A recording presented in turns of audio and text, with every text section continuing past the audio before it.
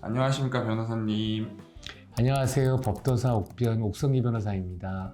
네, 오늘도 이제 변호사님께는 간단하지만 저에게는 너무나도 어려운 질문을 들고 왔습니다. 형사 약식 명령이랑 정식 재판의 차이는 뭔가요?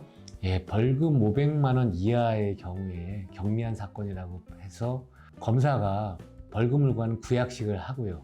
그에 대해서 판사가 결정을 해서 정식 재판 청구가 없으면 확정되는 게 약식 재판입니다. 그러면 약식 명령이라는 건 왜 만들어진 건가요? 경미한 사건의 경우 신속하게 처리하고 아무 문제가 없고 정식 재판 청구할 수 있는 권리를 부여했기 때문에 그렇게 하고 있습니다. 변호사님, 그러면 이제 약식 명령에 대해서 정식 재판을 청구할 수 있는 기간이 따로 있나요? 고지받은 날로부터 7일 내에 재판 청구를 해야 됩니다. 그럼 그 정식 재판 청구는 어디서 어떻게 해야 되나요? 그 약식 명령을 고지받으면은 7일 내에 청구하라는 고지서가 나오고요. 그걸 법원에 접수하면 됩니다. 그 정식재판 청구서 양식조차도 법원에 비치되어 있습니다. 정식 재판을 청구한 이후에 다시 취소하는 것도 가능한가요?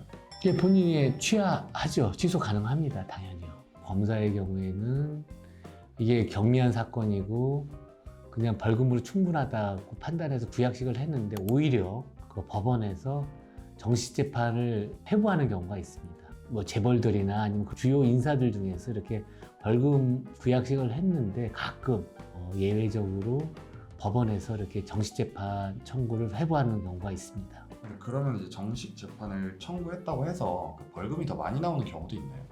그게 이제 좀 약간 전문적으로 되는데 그 형사소송법에는 불이익 변경 금지 원칙이 있습니다. 그래서 불이익 변경 금지의 원칙에 의해서 그 검사가 정한 그 벌금보다 더 가중해 가지고 할 수는 없습니다. 법원에서 정식 재판을 회부하지 않는 한 피고인이 정식적 재판을 했다는 이유만으로 그 벌금을 임의로 더 가중할 수는 없습니다. 변호사님, 제가 오늘 이제 할 질문이 상해랑 폭행인데 상해도 솔직히 때리는 거고 폭행도 때리는 거 아닌가요? 그렇습니다. 저도 그렇게 알고 있는데 그래도 명색이 변호사고 또 검사 23년에서 제가 굳이 쉽게 설명을 드린다고 하면은 결국 모든 게 다 입증이고 특정이거든요. 그래서 진단서가 있으면은 상해고 다친 것을 입증할 수 있는 그 진단서에 의해서 상해가 되고요. 폭행은 진단서가 없는 거라고 보면 됩니다. 그게 또 그런 식으로 나눠지는군요. 또 아주 간단한 설명을 해주셔서 머릿속에 쏙쏙 들어오는데, 혹시 이제 특수상해나 특수폭행 같은 것도 있는데 그 특수가 붙는 경우는 왜 그럴까요? 그것도 이제 법 규정에 의해 가지고 위험한 물건 내지는 흉기인 경우에 특수라는 걸 붙여가지고 개념을 구별하고 있습니다.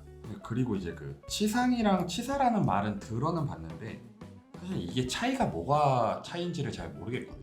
결국은 이제 한문을 아느냐 뭘 모르느냐의 차이인데 상해하고 폭행이듯이 치사는 죽을 사 해가지고 죽는 거고요. 치상은 다치는 경우를 말하는 겁니다.